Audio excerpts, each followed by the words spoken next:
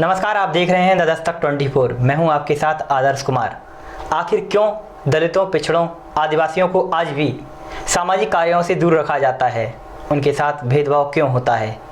क्या यही संस्कृति की बात करने वाला भारत है? क्या आज भी आज़ादी से पूर्व हुए आंदोलनों की आवश्यकता है? आज से कई वर्षों पूर्व 7 नवंबर 1933 से 2 अगस्त 1934 तक लगातार 10 माह तक महात्मा गांधी ने अस्पृश्यता मिटाने की एक लंबी यात्रा भारत में की थी। इसे गांधी के हरिजन दौरा के नाम से जाना जाता है। 12,500 मील की इस यात्रा में उन्होंने न केवल भरपूर जन जागृति पैदा की, बल्कि हरिजन कल्याण कोष के लिए 8 लाख रुपए भी जमा किए थे। यह बात तब की है जब हम आज़ाद नहीं हुए थे, लेकिन आज हम आज़ाद हैं। लेकिन अब इन्हें दलित, पिछड़ों, आदिवासियों को सिर्फ राजनीति के लिए इस्तेमाल किया जाता है। सामाजिक बुराई से जुड़ा हुआ ऐसा ही ताज़ा मामला तमिलनाडु राज्य से आया है। यहाँ एक महिला को जातिवाद का दंश झेलना पड़ा। तमिलनाडु में कुड्डालोर जिला पड़ता है। यहाँ पंचायत बैठक के दौरान एक दलित ग्राम पंचायत अध्यक्ष को जमीन पर बैठाया गया, जबकि बाकी सब वहाँ कुर्सियों पर बैठे हुए हैं। इस बैठक में पंचायत बोर्ड के उपाध्यक्ष भी मौजूद थे। आरोप है कि उन्होंने ही पंचायत अध्यक्ष को जमीन पर बैठने को कहा था।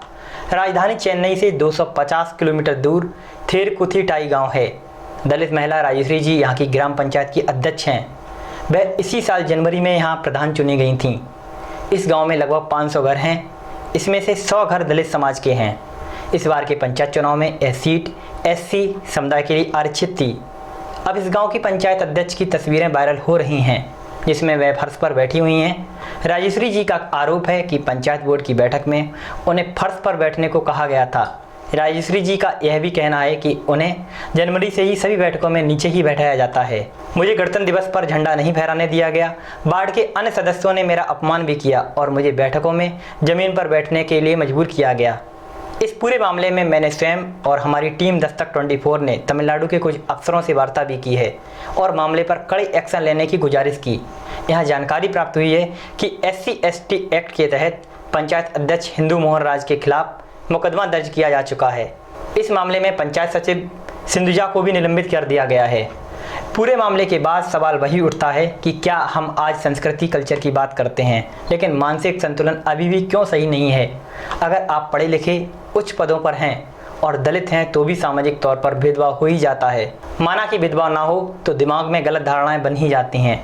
यह सब आखिर क्यों? यह कब रुकेगा? क्या आज भी हमें फिर से अंबेडकर और महात्मा गांधी की ज़रूरत है?